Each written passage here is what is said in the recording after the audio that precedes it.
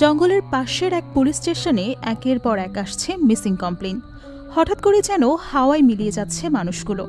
হারিয়ে যাওয়া মানুষগুলোকে খুঁজতে গিয়ে পুলিশ খুঁজে পায় কিছু বিভৎস লাশ। কারো মাথা নেই তো কারো পুরো বডিটাই নেই, আছে শুধু একটা হাত। আতঙ্ক গ্রাস করে পুরো এলাকায়, আর চাপের মুখে পড়ে পুলিশ। পুলিশ দিনরাত এক করে খুঁজতে থাকে সে অপরাধীকে যার হাতে ঘটেছে এই ভয়ানক হত্যাকাণ্ডগুলো। শেষ পর্যন্ত অপরাধীকে খুঁজে পেলেও তার অপরাধ প্রমাণ করাটাই একটা বিরাট চ্যালেঞ্জ হয়ে পড়ে পুলিশের জন্য। বলছিলাম সম্প্রতি মুক্তিপ্রাপ্ত সিরিজ বিভীষণের কথা। সঙ্গে রয়েছে আমি নুসরাত জাহান। শুরুতেই আমরা দেখতে পাই একজন পুলিশ অফিসার রাতের বেলা জঙ্গলের পথ দিয়ে যাচ্ছিল। সে সময় সে জঙ্গলের ভেতর কারো চলার শব্দ শুনতে পায়। অফিসারের সন্দেহ হওয়ায় সে নিজের হাতে থাকা টর্চ লাইট জ্বালিয়ে আশেপাশে খুঁজে দেখে কেউ আছে কিনা। কাউকে দেখতে না পেয়ে অফিসার সেখান থেকে চলে যায়। এরপর আমরা বলাগড় পুলিশ স্টেশনের দৃশ্য দেখতে পাই। সকালবেলা পুলিশ স্টেশনের সবাই যার যার কাজে ব্যস্ততম সময় কাটাচ্ছে। এই পুলিশ স্টেশনে কাজ করে সিদাম নামের একটা লোক। সিদাম মূলত পুলিশ সদস্যের চা নিয়ে আসা এবং থানার পরিষ্কার পরিচ্ছন্নতার কাজ করে। এই পুলিশ স্টেশনের ইনচার্জ হচ্ছে এসআই বিধান। সিদাম এসআই বিধানের কাছে গিয়ে জানায় আজ ওসির বাড়িতে পূজা আছে, সন্ধ্যাবেলা সে সেখানেই যাবে। সিদামের কথা শুনে বিধানের মনে পড়ে তাকেও যেতে হবে পূজায়। সন্ধ্যাবেলা বিধান এবং তার জুনিয়র অফিসাররা সেখানে উপস্থিত হয়। পূজা শেষে ওসি এসআই বিধানকে বলে, কাল আমি বাড়ির কাজে একটু ব্যস্ত থাকব, একদিনের ব্যাপার, তাই ছুটি নেইনি। কাল পুলিশ স্টেশনের সমস্ত কাজ তুমি সামলাবে। বিধান হাসি মুখে দায়িত্বটা বুঝে নেয়। পরের দিন সকালে গ্রামের পঞ্চায়েত প্রধানের ভাই নরোত্তম পুলিশ স্টেশনে হাজির হয়। বেশ কিছুদিন ধরে পঞ্চায়েত প্রধানের ভগ্নিপতি মিসিং। বিধান নরোত্তমকে বলে, পঞ্চায়েত প্রধানকে বলুন থানায় এসে একটা মিসিং কমপ্লেন করতে, তাহলে আমরা অফিসিয়ালভাবে কাজটা শুরু করতে পারি। নরোত্তম বলে, অফিসিয়ালভাবে ডায়েরি করা যাবে না, এতে করে পার্টির বদনাম হবে। বিধান বলে, ঠিক আছে, আনঅফিসিয়ালি যতটুকু করা যায় করছি আমি। নরোত্তম চলে যাওয়ার কিছুক্ষণ পর গ্রামের অন্য একটা লোক কান্নাকাটি করতে করতে পুলিশ স্টেশনে চলে আসে।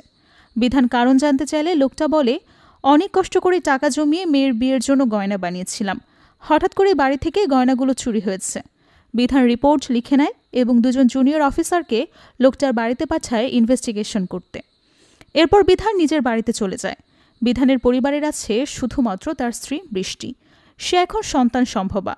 বৃষ্টি এবং বিধানের বিয়ের আগে প্রেম ছিল, দুজনের কারোরই পরিবার সম্পর্কটা মেনে নেয়নি, তাই তারা পরিবারের বাইরে গিয়ে বিয়ে করে। এ কারণে দুজনের কারো পরিবারের সাথেই কোনো কন্ট্যাক্ট নেই। বৃষ্টির ধারণা তাদের সন্তান পৃথিবীতে আসলে নাতি নাতনির মুখ দেখলে দুজনেরই বাবা মা অতীতের সব ভুলে গিয়ে তাদের আপন করে নেবে। লাঞ্চ শেষে বিধান আবারও পুলিশ স্টেশনের উদ্দেশ্যে রওনা হয়। পথে বিধানের ফোনে একটা কল আসে, জঙ্গলে একটা ডেড বডি পাওয়া গেছে। সাথে সাথে বিধান ওসিকে কল করে ব্যাপারটা জানায়। বিধান এটাও জানায় যে এরিয়ায় যে ডেড বডিটা পাওয়া গেছে সেটা মূলত পঞ্চায়েত প্রধানের এরিয়া, হতে পারে এটা পঞ্চায়েত প্রধানের মিসিং ভগ্নিপতি দীনেশের ডেড বডি। ওসি চিন্তিত হয়ে বলে, এমনটা হলে তো অনেক ঝামেলা হয়ে যাবে। ব্যাপারটা কনফার্ম হওয়ার জন্য বিধান নিজেই ঘটনাস্থলে চলে যায়, সাথে নিয়ে যায় কনস্টেবল স্বপনকে। ঘটনাস্থলে পৌঁছালে দেখতে পায় ডেড বডির অবস্থা একেবারে বিভৎস। শরীর থেকে মাথাটা কেটে আলাদা করে ফেলা হয়েছে, চেহারা একেবারে নষ্ট করে দেওয়া হয়েছে, তাই বোঝার উপায় নেই ডেড বডি আসলে কার। বিধান দ্রুত তার ফোর্স ডেকে নেয়, সেই সাথে পঞ্চায়েত প্রধানের ভাইকেও খবর দেয়। পঞ্চায়েত প্রধানের ভাই এসে ডেড বডিটা ভালোভাবে দেখে বলে, ডেড বডির হাইট দীনেশের মতোই, তবে এটা দীনেশের ডেড বডি নয়। দীনেশের ডান হাতের একটা আঙুল কাটা, ডেড বডির হাতের সবকটা আঙুল অক্ষত অবস্থায় আছে। কিছুক্ষণের মধ্যে পুলিশের আইসি পরিতোষ চলে আসে। পরিতোষ বিধানকে বলে, ডেড বডির ছবি সমস্ত নিউজ পেপারে ছাপিয়ে দিতে, সেই সাথে আশেপাশের সমস্ত পুলিশ স্টেশনেও ছবি পাঠিয়ে দিতে বলে। ডেড বডি দেখার জন্য অসংখ্য মানুষ আসে। পরিতোষ রাগারাগি করে সবাইকে তাড়িয়ে দেয়। পরিতোষের মেয়ের বিয়ের আয়োজন চলছে, তাই তাকে দ্রুত ফিরতে হবে। বিধান তাকে গাড়ি পর্যন্ত এগিয়ে দিতে যায়। ওই সময় ডেড বডির পাশে শুধু স্বপন ছিল। ঠিক ওই মুহূর্তে একজন সাংবাদিক ডেড বডির ব্যাপারে স্বপনের ইন্টারভিউ নিতে শুরু করে। কিছুক্ষণ পর বিধান ফিরে এসে দেখে ডেড বডির পাশে মাথাটা নেই। স্বপন যখন ইন্টারভিউ দিতে ব্যস্ত ছিল সে সময় সুযোগ বুঝে কেউ একজন মাথাটা চুরি করে নিয়ে গেছে, কিন্তু একটা ডেড বডির মাথা কে চুরি করবে? বিধান খেয়াল করে কয়েকজন শ্রমিক ওই পথ দিয়ে যাচ্ছে, সবার হাতে ব্যাগ। বিধানের সন্দেহ হয়, তাই সে সবাইকে থামিয়ে তাদের ব্যাগ চেক করে, কিন্তু সবার ব্যাগেই খাবারের টিফিন বাটি এবং তাদের প্রয়োজনীয় জিনিসপত্র ছিল। কারো ব্যাগেই কোনো মাথা বা সন্দেহজনক কিছু ছিল না। বিধান চিন্তিত হয়ে পড়ে। সে পুরো ফোর্স লাগিয়ে দেয় মাথাটা খোঁজার জন্য। সবাই মিলে জঙ্গলের ভেতর মাথাটা খুঁজতে থাকে। ওসি যখন ব্যাপারটা জানতে পারে, সে বিধানের সাথে অনেক রাগারাগি করে। ওসি বলে, যত দ্রুত সম্ভব মাথাটা খুঁজে বের করো, নয়তো তোমার চাকরি তো যাবেই, সাথে আমার চাকরি নিয়েও টানাটানি শুরু হবে। বিধান তার পুলিশ ফোর্স এবং স্থানীয় কয়েকজন লোককে নিয়ে পুরো রাত ধরে জঙ্গলের ভেতরে মাথা খুঁজতে থাকে।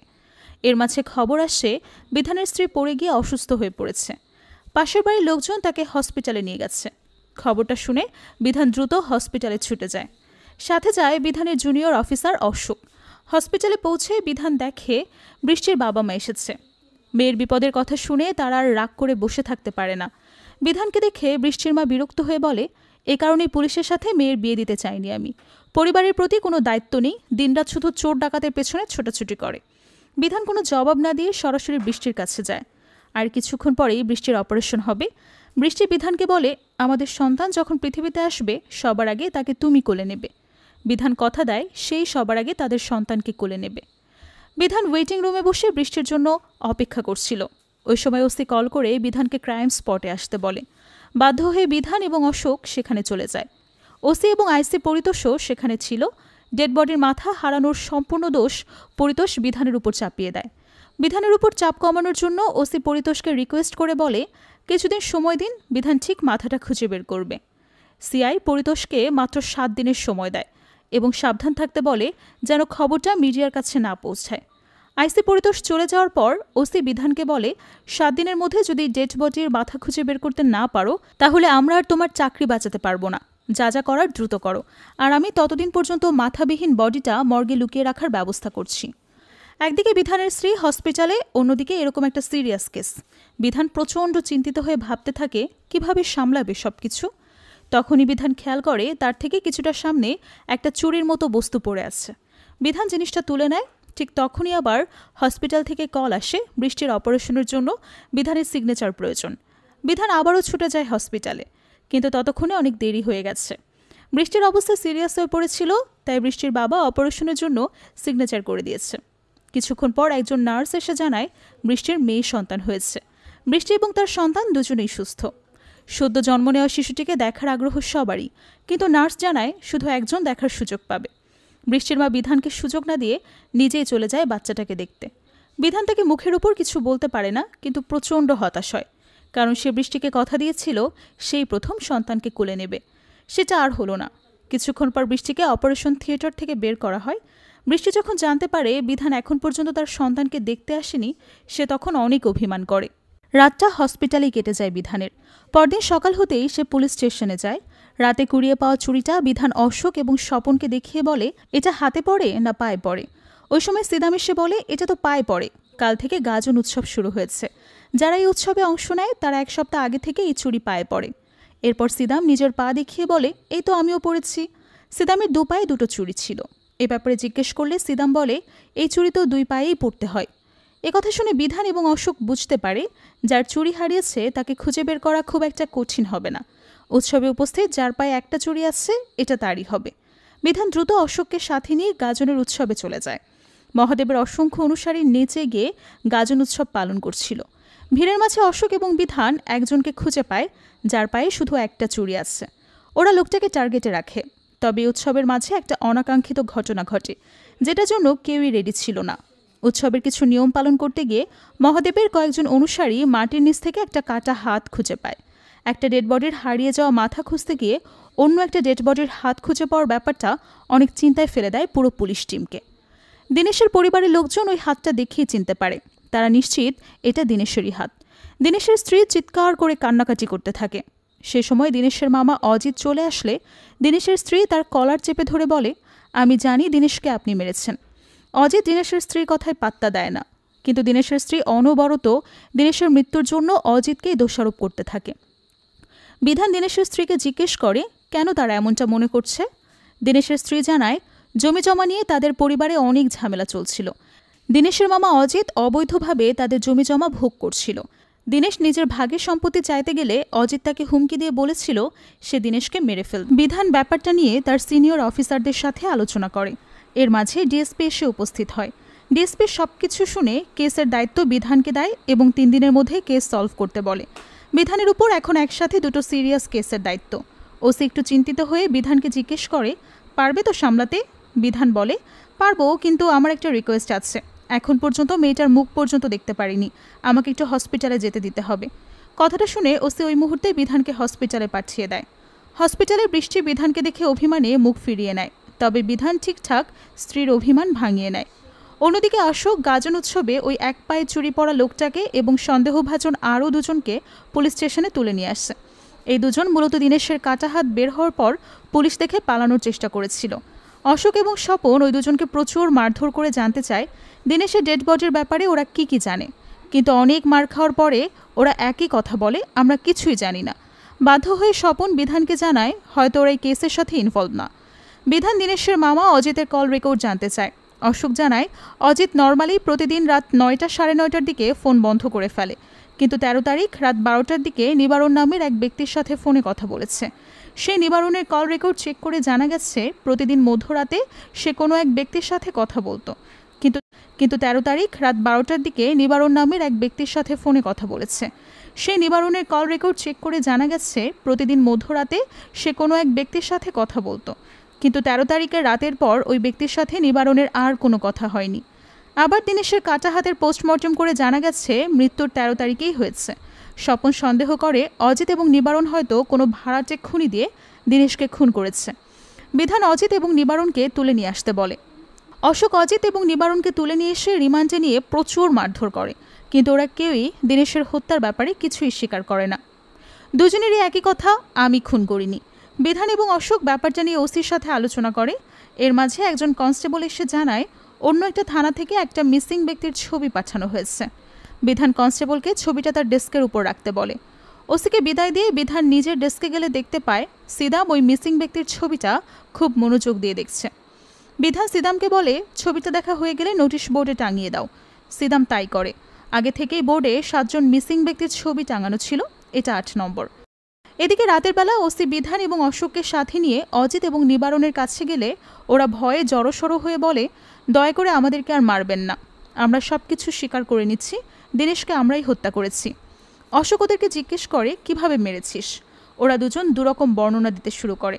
এতে অশোকের সন্দেহ হয় এবং সে আবারও ওদেরকে মারতে শুরু করে।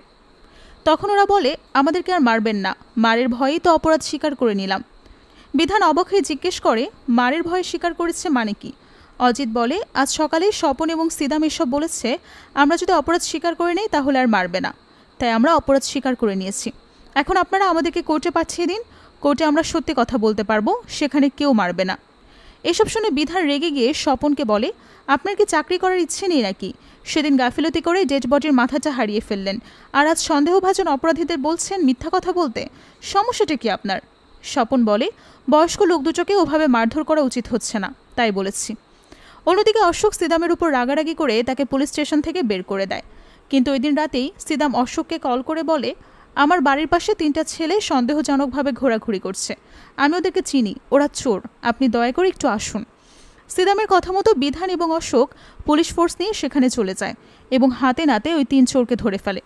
বিধান সিদামের উপর খুশি হয়ে বলে, তুমি তো পুলিশের সাথে থেকে পুলিশের মতো হয়ে গেছো, হাতে নাতে অপরাধী ধরিয়ে দিচ্ছ। সিদাম বলে, আমি এদেরকে অনেক আগে থেকেই চিনি, আজ এদেরকে দেখে মনে হলো গয়না চুরির ব্যাপারে এরা জড়িত থাকতে পারে, তাই আজ ধরিয়ে দিলাম। বিধান বলে, ভালো করেছো, কিন্তু থানায় যা করেছো সেটা একদম ঠিক করনি। সিদাম বলে, ওদেরকে মার খেতে দেখে আমার অনেক মায়া হয়েছে, তাই ওভাবে বলেছি। বিধান খেয়াল করে সিদামের পাশে তার ছোট একটা মেয়ে দাঁড়িয়ে আছে। বিধান মেয়েটার নাম জিজ্ঞেস করলে মেয়েটা বলে তার নাম বৃষ্টি। কাকতালীয়ভাবে বিধানের স্ত্রীর সাথে সিদামের মেয়ের নাম মিলে গেছে। বিধান মেয়েটাকে উপহারস্বরূপ কিছু টাকা দিতে চায়। মেয়েটা টাকা নিতে অস্বীকার করে বলে, আমার বাবা আমাকে সব এনে দেয়, টাকা নেব না আমি। কথায় কথায় বিধান জানতে পারে সিদামের স্ত্রী নেই। সিদামের স্ত্রী কোথায় জানতে চাইলে সিদাম বলে, পরে কোনো একদিন বলবো। বিধান সিদামকে কাল থেকে আবারও থানায় কাজ করতে যেতে বলে। পরদিন পুলিশ দিনেশের ফোন থেকে আরও একটা ইনফরমেশন জানতে পারে। দিনেশের ফোনে বর্তমানে যে নম্বরটি ইউজ করা হচ্ছে সেটা ছাড়াও আরও একটা সিম কার্ড সেখানে ইউজ করা হয়েছে, আর সেই নম্বরটা মোট 110টা পুলিশ কেসের সাথে জড়িত। সিমটা বিজয় নামের এক ব্যক্তির নামেই রেজিস্টার করা। বিধান এবং অশোক বিজয়কে খুঁজতে বেরিয়ে পড়ে। বিজয়ের লোকেশন বের করতে ওরা বিজয়ের পরিচিত এক ব্যক্তির হেল্প নেয়। লোকটা বিজয়কে কল করে জিজ্ঞেস করে এখন কোথায় আছে সে। বিজয় জানায়, সিদামের ডেরায় আছি। লোকটা ওদের দুজনকে সিদামের বাড়িতে নিয়ে যায়। বিজয় সিদামের বাড়িতে বসে বেশ আয়েশ করে মদ খায়। পাশেই সিদাম তার মেয়েকে রেডি করছে স্কুলে পাঠানোর জন্য। সিদাম যে নিজের বাড়িতে মদের ডেরা খুলে বসেছে এই ব্যাপারে কোনো ধারণাই ছিল না বিধান আর অশোকের। ওরা অনেক অবাক হয়। ওরা বিজয়কে ধরে মারধর করে জিজ্ঞেস করে, দিনেশকে কেন মেরেছিস? বিজয় বলে, আমি কেন দিনেশকে মারব? দিনেশ তো আমাকে অনেক ভালোবাসতো। অশোক আবারও জিজ্ঞেস করে, দিনেশের ফোনটা কোথায়? বিজয় বলে, আমার কাছে তো একটাই ফোন, সিদামের কাছে একটা ফোন আছে। সিদাম সম্পূর্ণ অস্বীকার করে বলে, আমি গরিব মানুষ, আমি ফোন কোথায় পাবো? কিন্তু বিধান এবং অশোক সিদামের ঘর সার্চ করলে সত্যি সত্যি একটা স্মার্টফোন খুঁজে পায়। সিদাম বলে, আমার এখানে কত মানুষ মদ খেতে আসে, কেউ হয়তো রেখে গেছে। কিন্তু অশোক সিদামের কথা বিশ্বাস করে না। সে সিদামকে ধরে পুলিশ স্টেশনে নিয়ে যায়। এরপর প্রথমেই বিজয়কে রিমান্ডে নিয়ে প্রচুর মারধর করে। মারতে মারতে বিজয়ের হাত পা প্রায় ভেঙেই ফেলে। তবুও বিজয় বারবার একই কথা বলে, দিনেশের ব্যাপারে আমি কিছুই জানি না। রিমান্ড রুমের পাশেই বসিয়ে রাখা হয়েছে সিদামকে। বিজয়ের উপর এমন টর্চার দেখে সিদাম ভয়ে কাঁদতে থাকে। কিছুক্ষণ পর অশোক সিদামের জন্য কিছু খাবার নিয়ে আসে। অশোক সিদামকে খেতে দিলে স্বপন অশোককে খাবার দিতে নিষেধ করে। এর কারণ হলো এটা অশোকের অপরাধীদের রিমান্ড নেওয়ার স্টাইল। কাউকে রিমান্ডে নেওয়ার আগে প্রথমে সে তাকে পেট ভরে খাবার খাওয়ায়, এরপর প্রচুর মারধর করে। স্বপন চাচ্ছিল না সিদাম অশোকের মার খাক, তাই সে খাবার দিতে নিষেধ করছিল। কিন্তু অশোক তো এত সহজে ছেড়ে দেওয়ার পাত্র না। সে সিদামকে খাওয়ার জন্য জোর করতে শুরু করে। সিদাম যখনই খাওয়া শুরু করবে অশোক তাকে শরীরের সমস্ত শক্তি দিয়ে মারতে শুরু করে। এসব দেখে স্বপনের অনেক খারাপ লাগে। সে দ্রুত বিধানকে ডেকে নিয়ে আসে। বিধান অশোককে থামিয়ে দিয়ে সিদামকে বলে, তুমি কেন সত্যিটা বলছো না? ফোনটা কোথায় পেয়েছো বললেই তো মার খেতে হতো না। সিদাম বলে, ফোনটা আমার। অশোক জিজ্ঞেস করে, এত দামি ফোন তুই কোথায় পেলি? সিদাম জানায়, দিনেশ নিয়মিত গ্রামের একটা মদের দোকানে মদ পান করতে যেত। সিদাম একদিন খেয়াল করে বিধান মাতাল অবস্থায় ঝিমাচ্ছে। ওই সময় সুযোগ বুঝে সিদাম ফোনটা চুরি করেছে। অশোক এবং বিধান সিদামকে নিয়ে ওই মদের দোকানে যায় এবং দোকানদারের সাথে কথা বলে কনফার্ম হয় 13 তারিখ অর্থাৎ দিনেশের হত্যার দিন সিদাম ওই দোকানে গিয়েছিল। তাই ওরা সিদামের কথা বিশ্বাস করে। বিধান জানতে চায় ফোনটা কেন চুরি করলো। সিদাম বলে, মেয়েটা অনেকদিন ধরে ফোনের জন্য বায়না করছিল, এত টাকা আমার নেই তাই চুরি করেছি। এরপর পুলিশ স্টেশনে ফিরে বিধান অশোকের কাছে জানতে চায় গয়না চুরির কেসে যে 3 চোরকে আটক করা হয়েছিল তাদের কি কন্ডিশন। অশোক বলে, ওদেরকে মারতে মারতে আমার হাত ব্যথা হয়েছে, কিন্তু কেউ কিচ্ছু স্বীকার করেনি। তখন বিধান ওদেরকে ছেড়ে দিতে বলে। লকআপ থেকে ছাড়া পেয়ে এক চোর জয়ন্ত নামের একজন গয়নার দোকানদারকে কল করে বলে, তুমি আমাদেরকে পুলিশের কাছে ধরিয়ে দিয়েছিলে তাই না? আড়াল থেকে কথাটা অশোক এবং স্বপন শুনে ফেলে এবং বুঝতে পারে এরা একটা চক্রের সাথে জড়িত। জয়ন্ত এই চক্রেরই লোক, তাই ওরা আর দেরি না করে গয়নার দোকানদার জয়ন্তকে ধরে পুলিশ স্টেশনে নিয়ে যায়। এরপর অশোক তার স্টাইলে জয়ন্তকে মারধর করে চুরি হওয়া গয়নাগুলোর ব্যাপারে জানতে চায়। মার খাওয়ার পর জয়ন্ত স্বীকার করে নেয় যে সে চোরদের কাছ থেকে গয়না কিনে নিয়েছে এবং সমস্ত চোরাই গয়না পুলিশের হাতে তুলে দেয়। বিধান ওই গয়নাগুলো ওই লোকটাকে দেখায় যার মেয়ের বিয়ের গয়না চুরি হয়েছিল। সেখানে অসংখ্য গয়নার ভেতরে ওই লোকের মেয়ের গয়নাগুলোও ছিল। লোকটা সেগুলো চিহ্নিত করলে বিধান তাকে সেগুলো ফিরিয়ে। এদিকে পঞ্চায়েত প্রধানের ভাই নরোত্তম অনেকক্ষণ ধরেই পুলিশ স্টেশনে বসে আছে দিনেশের কেসের আপডেট জানার জন্য। বিধান তার সাথে কথা বলতে গেলে খেয়াল করে তার গলায় একটা ত্রিশূল লকেট ঝুলছে। বিধান ওই লকেটের ব্যাপারে জানতে চাইলে নরোত্তম বলে, এটা তো আমাদের বংশের সবার গলায় আছে, দিনেশকেও দিয়েছিলাম আমরা।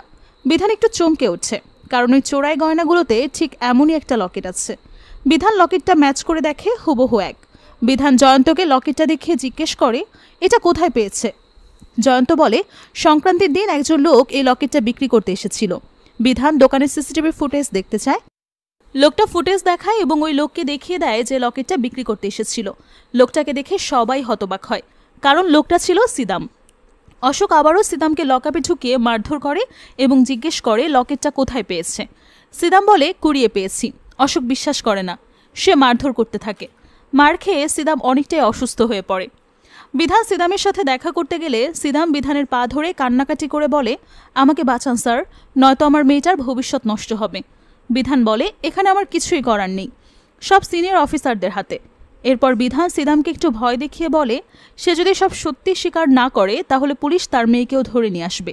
সিদাম বলে, আমি সব সত্যি বলে দিচ্ছি, আমার মেয়েকে এসবে জড়াবেন না। এরপর সিদাম জানায়, বেশ কিছুদিন আগে সিদাম তার মেয়ের পড়াশোনার জন্য দিনেশের কাছে সাহায্য চেয়েছিল। দিনেশ কথা দিয়েছিল সে সিদামের মেয়েকে একটা ভালো স্কুলে ভর্তি করিয়ে দেবে। তাই সিদাম দিনেশকে কৃতজ্ঞতা জানাতে নিজের বাড়িতে ডেকে নিয়ে যায়, যাতে চা নাস্তা করিয়ে একটু আপ্যায়ন করতে পারে। চা বানাতে গিয়ে সিদামের স্ত্রী জানায় বাড়িতে দুধ নেই। সিদাম দুধ আনতে বাজারে যায়, কিন্তু বাজার থেকে ফিরে এলে দেখতে পায় সিদামের স্ত্রী দিনেশের সাথে অনৈতিক কাজে লিপ্ত হয়ে পড়েছে। এটা দেখে সিদাম চিৎকার চেঁচামেচি করতে শুরু করে। সিদামের স্ত্রী বলে, আমার কোনো দোষ নেই, দিনেশ আমাকে জোর করেছে এমনটা করার জন্য। সিদাম চিৎকার চেঁচামেচি করে বলে, আমি গ্রামের সবাইকে জানিয়ে দেব। মান সম্মান হারানোর ভয়ে দিনেশ সিদামকে অনুরোধ করতে থাকে চুপ করার জন্য। দিনেশ বলে, পঞ্চায়েত প্রধান জানতে পারলে আমাকে মেরে ফেলবে। আজ থেকে তোর মেয়ের সমস্ত দায়িত্ব আমার, তুই শুধু কাউকে কিছু বলবি না। দিনেশ সিদামের হাতে বেশ কিছু টাকা দিয়ে চলে যায়। এই ঘটনার 3-4 দিন পর দিনেশ সিদামকে ডেকে নিয়ে একসাথে মদ পান করে। এরপর দিনেশ মাতাল হয়ে পড়লে সে সিদামের স্ত্রীকে নিয়ে আজে বাজে কথা বলতে শুরু করে।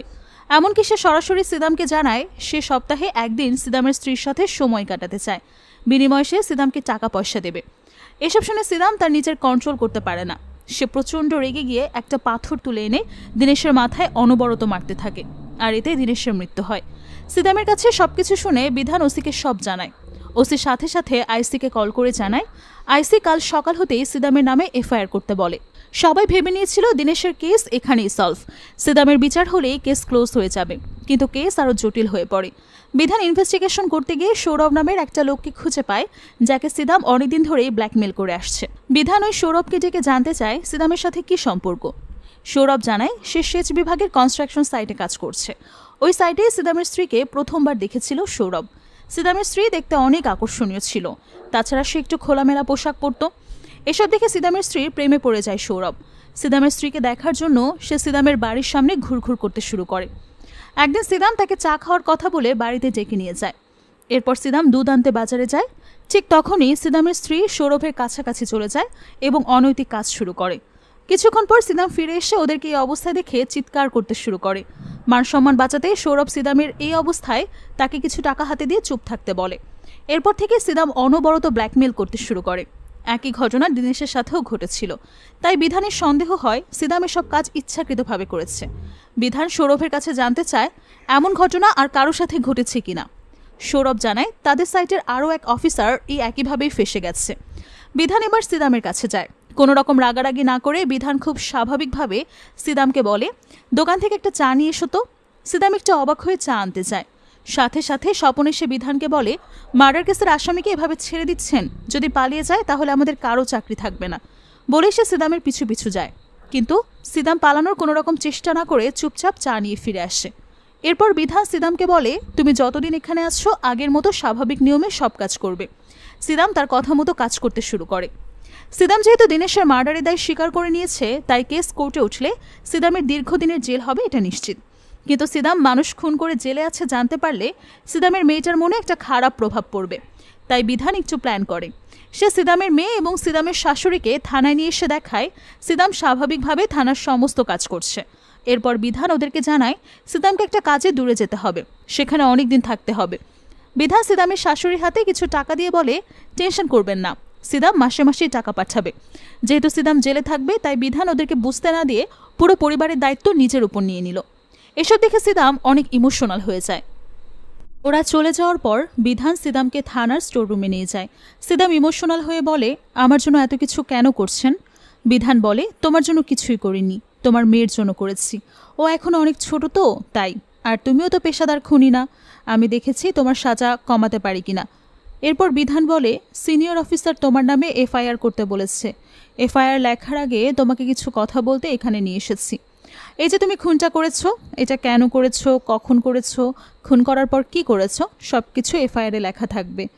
এরপর তোমাকে কোর্টে নিয়ে যাওয়া হবে, সেখানে আবারও নতুন করে তোমার স্টেটমেন্ট নেওয়া হবে। এফআইআর সাথে স্টেটমেন্ট মিলিয়ে দেখার পর কোর্ট তোমার শাস্তি নির্ধারণ করবে। কিন্তু এখানে একটা প্রবলেম আছে, এফআইআর একবার লিখলে সেটা কিন্তু আর সংশোধন করা যায় না। কেস কোর্টে যাওয়ার পর আদালত যদি জানতে পারে তুমি এফআইআর লেখা অপরাধ ছাড়াও আরও অপরাধ করেছো, তাহলে আবার নতুন করে তদন্ত শুরু হবে, তোমার সাজার পরিমাণ আরও বাড়বে। তাই বলছি, তুমি যদি আর কোনো অপরাধ না করে থাকো তাহলে বলো, আর যদি করে থাকো তাহলেও বলো। একেবারে এফআইআরে লেখা হলে তোমার শাস্তি আর বাড়বে না। কালকে সকালে আমি এফআইআর লিখব, আজ রাতের মধ্যে কিছু বলতে চাইলে আমাকে বলতে পারো। মূলত বিধান সিদামের সাথে একটা মাইন্ড গেম খেলেছে, যাতে সিদাম কোনো ঝামেলা ছাড়াই নিজের মুখে সমস্ত অপরাধ স্বীকার করে। বিধানের এই ট্রিক্সটা কাজ করে। কিছুক্ষণ চিন্তাভাবনা করার পর সিদাম নিজে থেকেই সমস্ত অপরাধ স্বীকার করে। সে বিধানকে ডেকে বলে, আমি আরও একটা খুন করেছি। সিদাম জানায়, কিছুদিন আগে গোবিন্দ নামের একটা লোক কুয়ায় পড়ে মারা গেছে। ওই লোকের স্ত্রীর সাথে সিদামের অনৈতিক সম্পর্ক ছিল। একদিন গোবিন্দ ওদের দুজনকে একসাথে দেখে। গোবিন্দ চিৎকার চেঁচামেচি শুরু করলে সিদাম তাকে ধাক্কা দিয়ে কুয়ায় ফেলে দেয়। সেখানেই মৃত্যু হয় গোবিন্দর। পুরো ঘটনা বিধানকে জানিয়ে সিদাম বলে, এফআইআরে একটা খুনের জায়গায় 2টো খুন লিখে দিন। বিধান বলে, ঠিক আছে লিখব, কিন্তু তুমি ওই মহিলাকে এসবে জড়িও না। তুমি তোমার স্টেটমেন্টে বলবে গোবিন্দের সাথে টাকা পয়সা নিয়ে ঝামেলা ছিল, হাতাহাতি করতে গিয়ে গোবিন্দ কুয়ায় পড়ে গেছে। থানার মধ্যেও আর কাউকে এই ব্যাপারে কিছু বলবে না। সকাল হতেই বিধান ওসিকে জানায় সিদাম একটা নয় 2টো খুন করেছে। ওসি অবাক হয়ে বলে, এতদিন ধরে এমন একটা ক্রিমিনালকে আমরা থানায় পুষছি, এ তো দেখে আমাদের ঘরের শত্রু বিভীষণ। কিছুক্ষণ পর আইসি পরিতোষ চলে আসে। আইসি এসে জানতে চায় কোথায় সে ক্রিমিনাল। বিধান সিদামকে দেখিয়ে দেয়। এরপর সিদাম পরিতোষের জন্য চা নিয়ে আসতে বলে। পরিতোষ বিরক্ত হয়ে বলে, একটা ডেড বডির মাথা হারিয়ে ফেলেছ, এখন আবার আরেক মার্ডার কেসের আসামিকে খোলা ছেড়ে দিয়েছ, যদি পালিয়ে যায় কি করবে? বিধান বলে, ও পালাবে না, ও আমাকে অনেক ভরসা করে। আমি ওর সাথে এমন স্বাভাবিক আচরণ করে ওর পেট থেকে সমস্ত কথা বের করে নিচ্ছি। খুন ছাড়াও ও 20-25 জন লোকের কাছ থেকে টাকার গয়না হাতিয়ে নিয়েছে। সব সত্যি ওর মুখেই স্বীকার করাবো। পরিতোষ বিরক্ত হয়ে বলে, আমি এত কিছু বুঝি না, আজকে বিকেলের মধ্যে আমি এফআইআর চাই। পরিতোষ চলে যাওয়ার পর বিধান সিদামকে বলে, আমি তাহলে তোমার এফআইআরটা লিখছি। তখন সিদাম বলে, আমার কিছু কথা আছে, একটু স্টোর রুমে চলুন। বিধান স্টোর রুমে গেলে সিদাম বলে, আমি আসলে 2টো নয় 3টা মার্ডার করেছি। কিছুদিন আগে গোপালপুর পুলিশ স্টেশন থেকে যে মিসিং ছবিটা এসেছিল, সেই ছবিটা আমি বোর্ডে টাঙিয়ে দিলাম, ওই লোকটাকে আমি মেরেছি। বিধান বলে, তুমি যেদের খুন করেছো এর কোনো এভিডেন্স আছে? সিদাম বলে, নিজের হাতে খুন করেছি, ভুলবো কিভাবে, সব মনে আছে, আমি আসলে 4টা খুন করেছি। বিধান বিরক্ত হয়ে বলে, একবার বলছো 3টা, একবার বলছো 4টা, আমার সময় নষ্ট না করে ঠিক করে বলো আসলে কয়টা খুন করেছো। সিদাম বলে, আমি সব সত্যি বলবো, কিন্তু আমার একটা রিকোয়েস্ট রাখতে হবে আপনাকে। আমি দেবীর কাছে মানত করেছিলাম যেদিন নিজের সমস্ত অপরাধ স্বীকার করতে পারবো সেদিন দেবীর পুজো দিব। বিধান বলে, ঠিক আছে, ব্যবস্থা করে দেব। সিদাম এবার আর কোনো গোপনীয়তা না রেখে ওই ব্যক্তিদের নাম বলতে শুরু করে যাদেরকে সে হত্যা করেছে। একে একে সে মোট 8 জনের নাম বলে, অর্থাৎ সিদাম মোট 8 জনকে খুন করেছে। বিধান এই সমস্ত কিছু শুনে একদম অবাক হয়ে যায়। সে তখন কথা বলারও ভাষা হারিয়ে ফেলে। বিধান ওসির কাছে গিয়ে এসব জানালে ওসিও হতবাক হয়ে যায়, কারণ নোটিশ বোর্ডে বর্তমানে যে 8 জন মিসিং ব্যক্তির ছবি ঝুলছে তাদের সবাইকে এই সিদামই হত্যা করেছে। এত ভয়ানক একজন অপরাধী এতদিন ধরে পুলিশের সাথে থাকছে, কেউ সেটা কল্পনাও করতে পারেনি। কিছুক্ষণ পর সিদাম এসে বিধানের কাছে আবদার করে আজই মন্দিরে যাবে। বিধান সিদামকে মন্দিরে নিয়ে যায়। ওসি একটু বিরক্ত হয়ে বলে, তুমি কিন্তু বাড়াবাড়ি করছো। বিধান বলে, আমরা ওর সাথে যত বেশি স্বাভাবিক আচরণ করব ও তত সহজে সব স্বীকার করবে। পূজা শেষে স্বপন সিদামকে বলে কিছু প্রসাদ বিধানের বাড়িতে পৌঁছে দিতে। সে সিদামকে একা ছেড়ে দেয়। কিন্তু প্রশ্ন যখন বিধানের স্ত্রী আর সন্তানের নিরাপত্তা নিয়ে, তখন বিধান সিদামকে ভরসা করতে পারে না। সে লুকিয়ে লুকিয়ে সিদামের পিছু পিছু যায়। বিধানের স্ত্রী ঘুমাচ্ছিল। বিধান ভেবেছিল সিদাম হয়তো তার স্ত্রীর সন্তানের ক্ষতি করার চেষ্টা করবে, কিন্তু সিদাম পরম মমতায় বিধানের স্ত্রীর গায়ে চাদর টেনে দিয়ে বের হয়ে আসে। এরপর বিধান সিদামকে নিয়ে থানায় ফিরে আসলে দেখে এডিএসপি এসেছে। বিধান সিদামকে নিয়ে এভাবে ঘুরে বেড়াচ্ছে দেখে এডিএসপি রাগারাগি করে বলে, অপরাধী যদি পালিয়ে যায় কি করবে তুমি? সিদাম বলে, কেন পালাবো আমি? সিদাম এভাবে জবাব দেওয়ায় এডিএসপি রেগে গিয়ে সিদামকে মারতে যায়। বিধান সিদামকে বাঁচানোর জন্য এগিয়ে গেলে ভুলবশত এডিএসপির গায়ে ধাক্কা লেগে যায়। এতে এডিএসপি অনেক ক্ষিপ্ত হয় এবং বিধানের উপর ইনকোয়ারি বসাতে চায়। এরপর এডিএসপি সিদামের কাছে যায়। ওসি, আইসি, অশোক এবং স্বপনও তার পিছু পিছু যায়। এডিএসপির নির্দেশে ততক্ষণে সিদামকে বস্ত্রহীন করে লকআপে আটকে রাখা হয়েছে। এডিএসপি সিদামকে জিজ্ঞেস করে, কেন খুন করেছিস এতগুলো লোককে? সিদাম সম্পূর্ণ অস্বীকার করে বলে, আমি কখন খুন করলাম?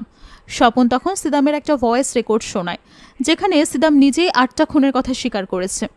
রেকর্ড শোনানোর পর সিদাম বলে, সবাই আমাকে মারধর করছিল তাই আমি মিথ্যে বলেছি। এডিএসপি জিজ্ঞেস করে, তাহলে সব ভিকটিমের নাম বললি কিভাবে? সিদাম বলে, ওদের সবার ছবি তো আমি নোটিশ বোর্ডে টাঙিয়েছি, তাই সবার নাম জানি। এডিএসপি প্রচণ্ড বিরক্ত হয় এবং আইসি পরিতোষের সাথে চেঁচামেচি করে বলে, সিদাম যদি আসলে অপরাধী হয় তাহলে যত দ্রুত সম্ভব এভিডেন্স জোগাড় করো। এডিএসপি চলে যাওয়ার পর একজন কনস্টেবল বিধানকে কল করে জানিয়ে দেয় সিদাম এডিএসপি এর কাছে সমস্ত অপরাধ অস্বীকার করেছে। তাই বিধান ওই কনস্টেবলকে নিয়ে জঙ্গলে চলে যায় সিদামের বিরুদ্ধে এভিডেন্স খুঁজতে। যে জায়গায় মাথা কাটা লাশ পাওয়া গিয়েছিল, বিধান সেখানে এভিডেন্স খোঁজে। বিধান সন্দেহ করছে এই অজ্ঞাত মাথা কাটা ব্যক্তিকেও সিদামই খুন করেছে, আর এটা যদি সত্যি হয় তাহলে সিদাম মোট 9টা খুন করেছে। বিধান পুলিশ স্টেশনে গিয়ে আইসি পরিতোষকে তার সন্দেহের কথা জানায়। হারিয়ে যাওয়া কাটা মাথা নিয়ে কথা বলার সময় একজন সাংবাদিক তাদের কথা শুনে ফেলে। এতদিন পর্যন্ত ব্যাপারটা গোপন ছিল, কিন্তু সাংবাদিক জানার সাথে সাথে মাথা হারিয়ে যাওয়ার ব্যাপারটা ব্রেকিং নিউজ হিসেবে বিভিন্ন চ্যানেলে প্রচার করতে থাকে। এতে পুলিশের ইমেজ খারাপ হয়, তাই এডিএসপি ক্ষিপ্ত হয়ে বিধানকে সাসপেন্ড করে দেয়। কিন্তু বিধানকে সাসপেন্ড করার পর সিনিয়র অফিসাররা বিপদে পড়ে যায়, কারণ সিদাম কোনোভাবেই অপরাধ স্বীকার করে না। একমাত্র বিধানের কাছেই সে নির্দ্বিধায় সব বলতো। ওসি এবং আইসি সিদ্ধান্ত নেয় বিধানের মতো করে ট্রিট করবে সিদামকে।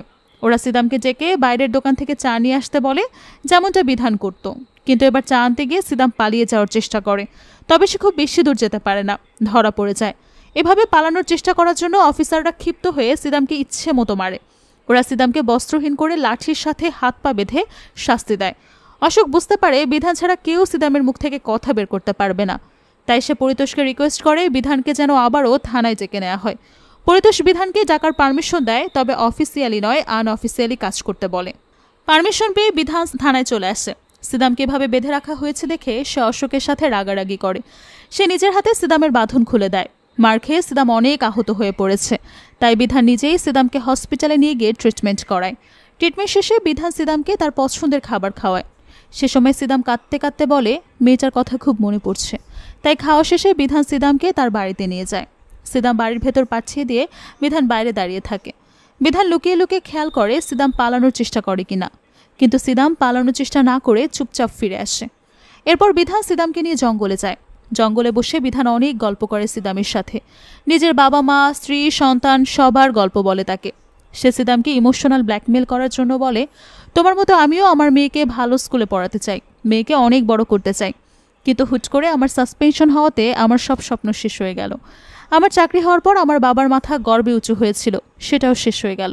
আমার পরিবারের জন্য চাকরিটা খুব দরকার। বিধান এসব বলে যাতে সিদাম বিধানের চাকরি বাঁচানোর জন্য হলেও সমস্ত অপরাধ স্বীকার করে নেয় এবং হারিয়ে যাওয়া কাটা মাথাটা বের করে দেয়। যেহেতু মাথা হারানোর কারণে বিধান সাসপেন্ড হয়েছে, তাই মাথা খুঁজে পেলেই তার আবার ডিউটিতে জয়েন করতে হবে।